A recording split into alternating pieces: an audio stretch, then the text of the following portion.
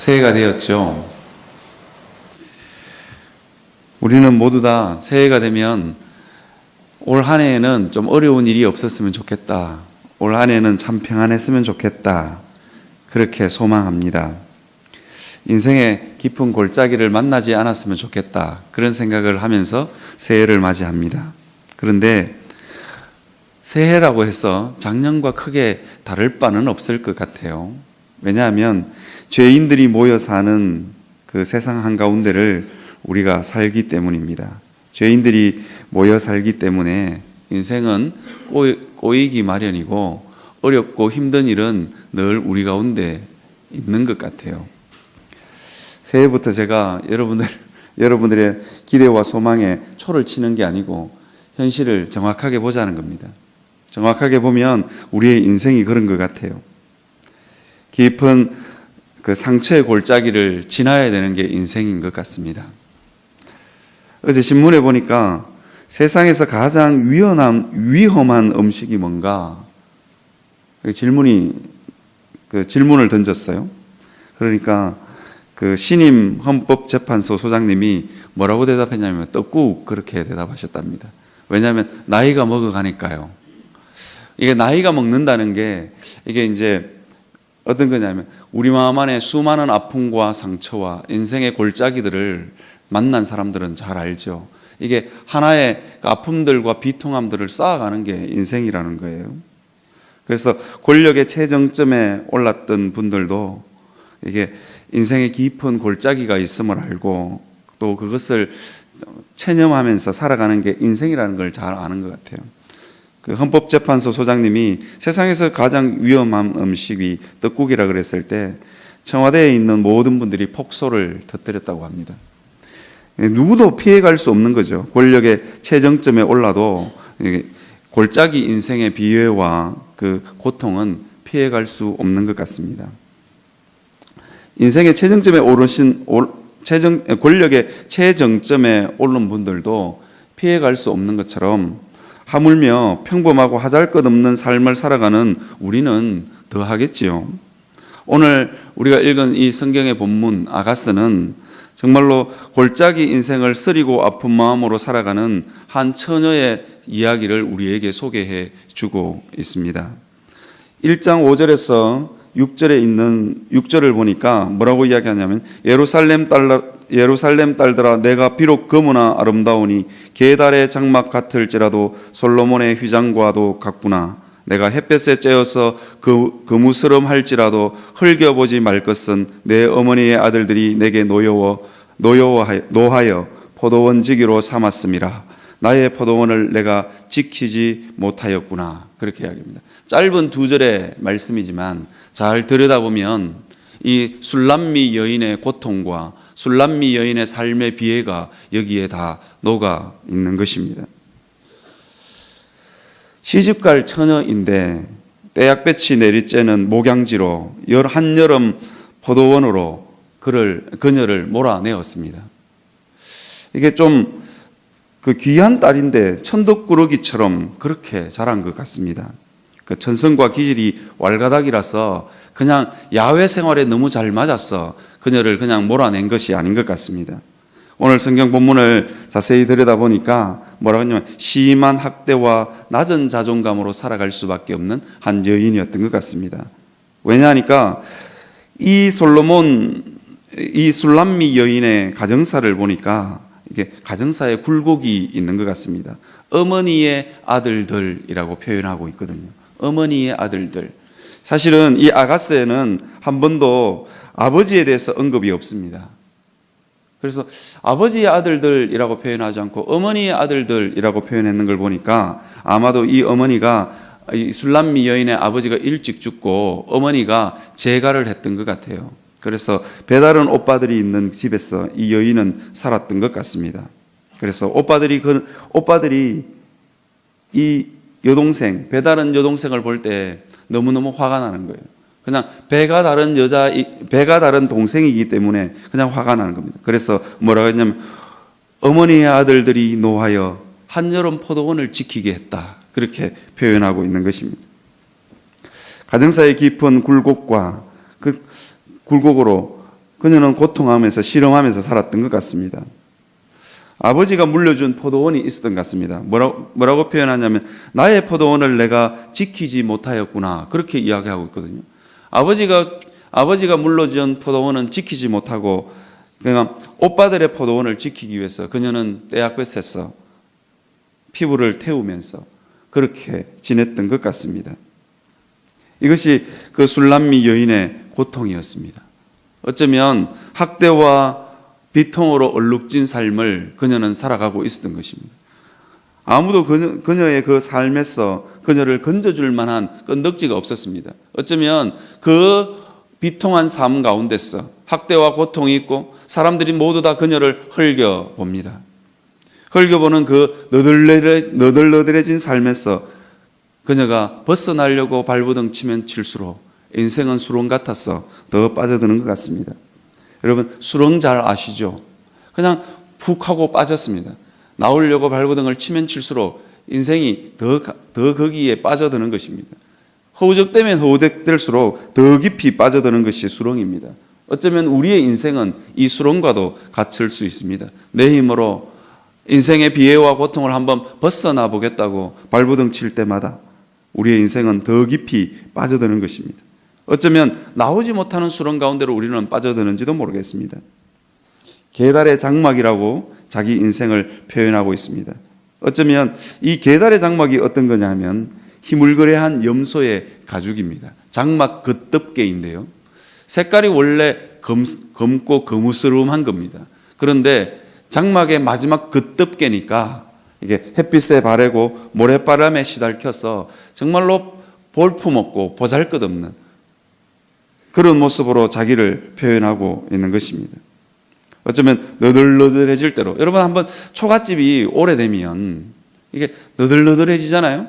가을에 초가집 지붕을 싹 갈았는데 몇 달 안 있으면 그 초가집에서 초가집의 지푸라기들이 너덜너덜해지는 것처럼 색깔이 바래고 햇빛에 바래고 그래서 바람에 바래고 그래서 너덜너덜해진 모습, 그 모습으로 자기를 표현하고 있습니다. 계달의 장막 같다, 그렇게 자기를 표현하고 있는 것입니다. 그 인생에서 이 여인이 빠져나올 길이 있을까? 여러분 한번 생각해 보셨습니까? 오빠들의 학대와 아버지는 이미 돌아가셨고 끊임없는 학대 때문에 한여름 포도원으로 한여름 목양지로 내몰리는 이 여인의 삶을 누가 구원해 줄 수 있을까요? 자기 힘으로는 도저히 벗어날 수 없는 것 같습니다. 아니, 벗어나려고 하는 힘조차도 그녀에게는 없었던 것 같습니다. 인생을 체념하면서 그렇게 살 수밖에 없는 게 그녀의 삶인 것 같습니다. 그러면 그녀는 어떻게 해야 될까요? 여러분, 우리가 이런 삶 가운데서 우리가 기억해야 될 사실이 있습니다. 찾아오시는 분이 있다는 것입니다. 우리 인생의 한가운데 죄로 말미암아 고장나서 정말로 깊은 수렁에 빠져 있는 우리의 삶 가운데 찾아오시는 분이 있다는 것입니다. 때로는 우리가 하나님을 찾은 것 같고 우리 삶이 너무너무 고통스러워서 우리가 하나님 앞에 나아간 것 같지만 그렇지 않다는 것입니다. 우리의 삶 가운데 죄로 말미암아 너덜너덜해지고 어쩌면 계달의 장막 같은 우리 인생 가운데 찾아오시는 분이 있다는 것입니다. 왜? 고장났으니까. 망가질 대로 망가져서 도저히 일어설 수 있는 힘조차도 없는 인생 한가운데로 찾아오시는 분이 계시다는 것입니다. 바로 예수 그리스도이십니다. 고장났으니까요. 도저히 일어설 힘조차도 없으니까요. 그러면 어떻게 하느냐? 예수님이 우리의 인생 한가운데로 찾아오시는 것입니다. 여러분, 오늘 이 아가스에 등장하는 이 술람미 여인이 솔로몬에게 다가갔을까요? 아니면 솔로몬이 술람미 여인에게 다가갔을까요? 굉장히 간단한 문장인 것 같지만 너무도 당연하죠. 솔로몬이 술람미 여인을 찾아왔던 것입니다. 어쩌면 이 술람미 여인은 솔로몬이 지나가는 것을 보면서 도무지 나와는 어울리지 않는 사람 아니겠습니까? 쳐다볼 수도 없는 사람이 솔로몬이었습니다. 그런데 그 솔로몬이 술람미 여인을 찾아왔습니다. 행차 중이었을까요? 순찰 중이었을까요? 뭐 알 수는 없지만 지나가다가 술람미 여인이 눈에 띄은 것입니다. 그리고는 왕의 행차를 멈추고 술람미 여인의 삶 가운데로 술람미 여인에게로 다가온 것입니다. 왕이 다가온 사실입니다. 여러분, 우리가 기억해야 될 사실, 하늘의 왕이신 예수 그리스도가 망가진 우리의 인생살이 가운데로 찾아 들어오신다는 것입니다. 하나님이 우리를 찾으신 것입니다. 고장났으니까요. 어쩌면 인생의 수렁에 빠져서 헤어나올 수 없는 그 수렁에 빠져있는 우리에게 주님이 먼저 우리에게 손을 내미신다는 사실, 이것이 우리의 소망입니다. 새해의 소망이 다른 데 있는 것이 아니고 고장난 인생 가운데로 찾아오시는 그 예수 그리스도가 있다는 것이 우리에게 소망입니다. 직장에서 승진하고 앞으로 일이 잘 될 거야, 하는 일마다 다 잘 되십시오. 저는 새해 인사를 그렇게 많이 들었습니다. 하는 일마다 다 잘 되는 그곳에도 인생의 수렁은 있더라고요. 그곳에도 인생의 수렁이 있어서 너무 잘 나가서 인생이 고통스러우신 분들도 많잖아요. 우리는 다 그렇게 되기를 바라지만 잘 나가는 사람은 잘 나가는 사람대로, 그죠? 돈을 많이 버는 사람은 많이 버는 사람대로 이 피할 수 없는 인생의 골짜기, 인생의 수렁을 우리는 만나게 됩니다. 그 인생 한가운데로 누가 찾아오시느냐? 예수 그리스도가 찾아오십니다. 도저히 얼굴을 들 수도 없고 고장나고 너덜너덜해진 내 삶을 바라보면서 주님을 바라볼 수도 없는 우리에게 누가 찾아오시느냐? 예수 그리스도가 찾아오십니다. 그리고는 그 고장난 우리의 삶을 고쳐주시는 분, 깊은 수렁에 빠져있는 우리를 건져주시는 분이 바로 예수 그리스도입니다. 술람미 여인이 솔로몬이 술람미 여인을 찾아왔습니다. 찾아왔다는 그 사실 하나만으로 술람미 여인의 정체성은 완전히 바뀌어버립니다. 뭐라고 이야기하냐? 비록 내가 비록 검으나 아름답다. 자기 검은 거 알아요.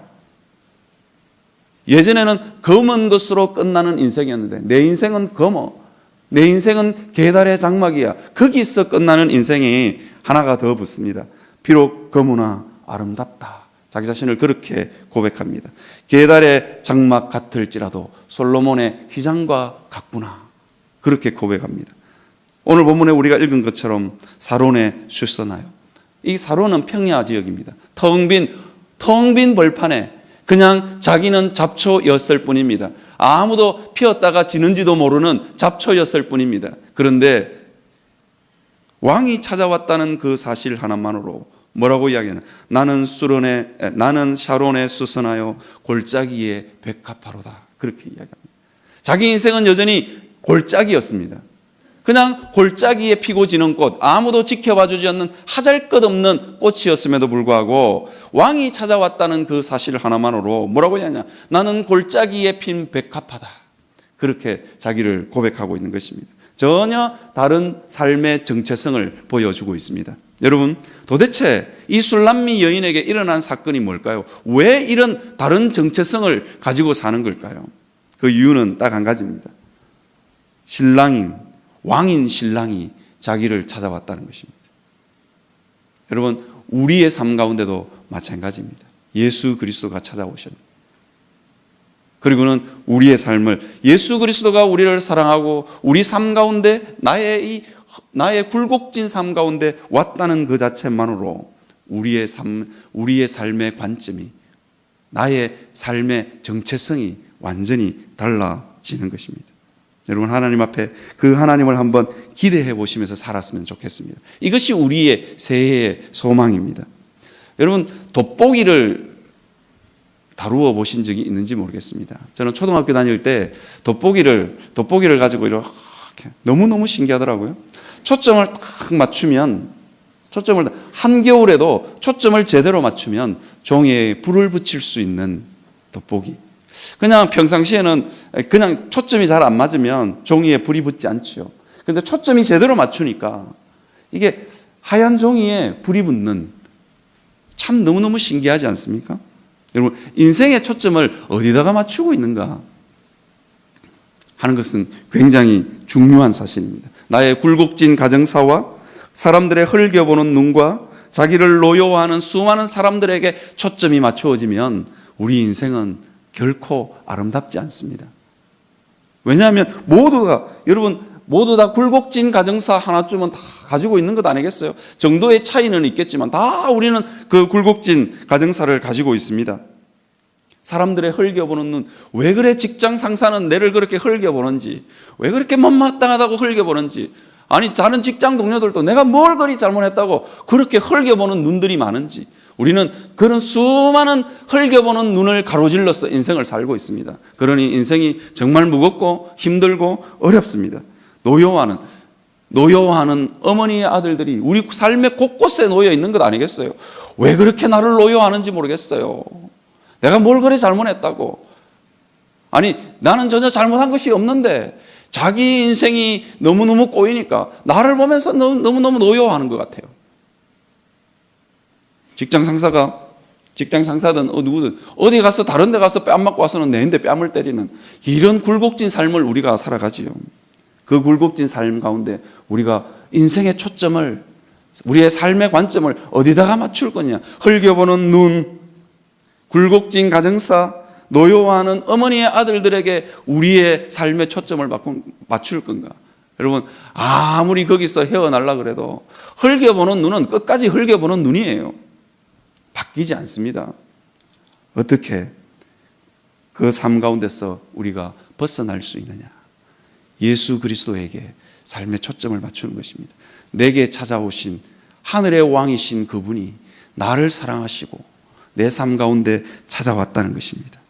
그분에게 우리의 삶의 초점을 여러분 한번 맞춰 보시기를 바랍니다.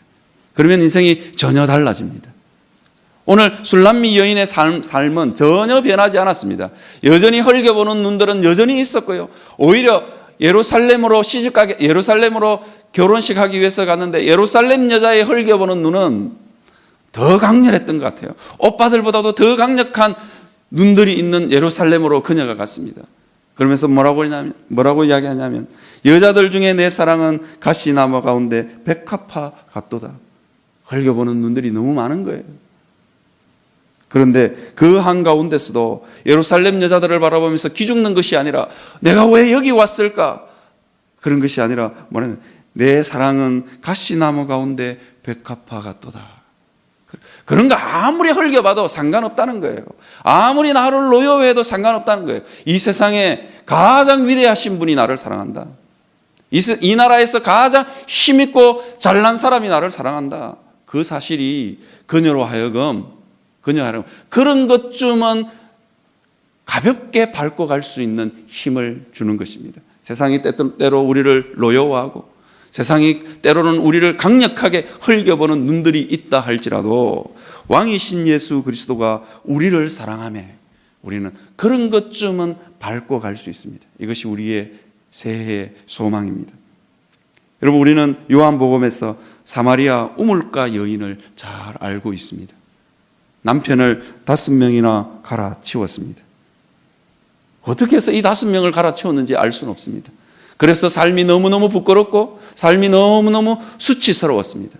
그래도 먹고 살아야 되니까, 그래도 물은 마셔야 되니까 그녀는 떼약볕이 내리쬐는 정오에 낮 12시에 물을 떨어 우물가로 왔습니다. 물을 떨어 온 이유는 간단했습니다. 아무도 그 시간에는 물을 떨어 오지 않기 때문입니다. 자기의 수치심을 떼약볕으로 가린 거지요. 아무도 없는 그 우물가로, 아무도 물 떨어 오지 않는 그 시간에 그녀는 수치심을 숨기기 위해서, 사람들이 나를 쳐다보는 그 흘겨보는 눈이 너무너무 싫었어. 그녀는 물 떨어 정오에, 떼약볕이 내리쬐는 그 정오에 우물가로 찾아왔습니다. 그런데 예수님을 만나자 그녀는 물동이를 버려두고 자기를 흘겨보는 눈들이 가득한 동네로 그녀는 달려갑니다. 도대체 이 여인에게 무슨 일이 있었길래, 도대체 이 여인에게 나타난 분이 도대체 누구시길래 물동이를 남겨두고 떼약볕이 내리쬐는 날 사람들의 눈을 피해서 우물가로 왔음에도 불구하고 물동이를 버려두고 흘겨보는 눈들이 가득한 그 동네로 달려가게 했을까요? 바로 예수 그리스도이십니다. 여러분 우리가 한번 기억했으면 좋겠습니다. 우리 삶 가운데 찾아오신 그 예수 그리스도께 우리 삶의 초점을 맞추시기를 바랍니다. 나는 이미 예수님을 만났어요. 내 삶에는 이미 예수님이 찾아오셨어요. 그런데 왜 내 삶은 이 모양입니까? 이렇게 질문하시는 분들에게 저는 이렇게 이야기하고 싶습니다. 삶의 초점을 예수님에게 맞추십시오. 고달픈 세상살이에 허우적대면서록 빠져드는 그 인생의 수렁에다가 여러분의 삶의 초점을 맞추지 마시고 예수 그리스도에게 삶의 초점을 맞추십시오. 그러면 그 예수 그리스도로 말미암는 정말 아름다운 희망과 소망이 내 삶에 용솟음 치듯 그렇게 일어날 것입니다. 어느 한 시인을 소개하려고 합니다. 1963년 어느 초여름 저는 태어났습니다. 어머니의 양수가 터져 9달 만에 세상에 나온 저는 의사의 실수로 여물지 못한 계란처럼 힘없이 살다가 생후 일주일쯤 지난 어느 날 저녁 잠시 동안 숨이 멈추었습니다. 그래서인지 저는 뇌성마비 장애인의 삶을 살게 되었습니다. 자유롭지 못한 몸과 가난한 집안 살림에 여러 가지 억누르는 환경들이 나를 날마다 서글프게 했지만 그 속에서 17세의 방황, 설레이던 가슴으로 하나님을 만났고 사는 목표가 달라졌습니다. 죄인을 심판하시는 공의의 하나님, 그러나 사람들을 용서하시고 싶으신 사랑의 하나님, 무조건 다 덮어주고 다 덮어놓고 사랑한 것이 아니라 독생자 예수님을 내어주신 그 하나님, 나의 죄값을 대신 치르기 위해서 아들 예수 그리스도를 나에게 보내어 주신 하나님, 죄인인 나를 받아주신 십자가의 은혜를 깨달았습니다. 20살 무렵 또래의 다른 친구들과는 달리 기도 말고는 아무것도 할 수 없는 저의 초라한 모습을 보고 크게 낙담했습니다. 그때 하나님께서 내가 너를 기름 부어 쓰시겠다 말씀하셨고, 자, 내가 부르는 대로 받아 적으라 하셨습니다. 초등학교 문턱조차 밟지 못한 저에게 하나님은 시를 불러주셨습니다. 저는 처음에는 이 글을 인정할 수도 없고 쓸 수도 없다고 버텼으나 결국 하나님의 뜻에 순종하여 단어 하나하나, 받침 하나하나 그대로 받아 적었습니다. 그리고 하나님께 받은 그 시를 저의 신앙 고백으로 알리면서 이 시는 많은 사람들이 하나님을 만날 수 있는 은총의 통로가 되었습니다. 누군 줄 아십니까? 바로 송명희 시인입니다. 진짜 사지가 다 뒤틀려서 골방에만 있어야 되는 이 여인에게 하나님이 나타나자 이 시인이 적은 시입니다. 나라는 시, 여러분 너무너무 잘 아시죠? 나 가진 재물 없으나, 나 남이 가진 지식 없으나, 나 남에게 있는 건강 있지 않으나, 나 남이 갖고 있지 않는 것 가졌으니, 나 남이 보지 못한 것을 보았고, 나 남이 듣지 못한 음성 들었으며, 나 남이 받지 못한 사랑받았고, 나 남이 모르는 것 깨달았네. 공평하신 하나님이 나 남이 가진 것 나 없지만 나 남이 없는 것을 갖게 하셨네.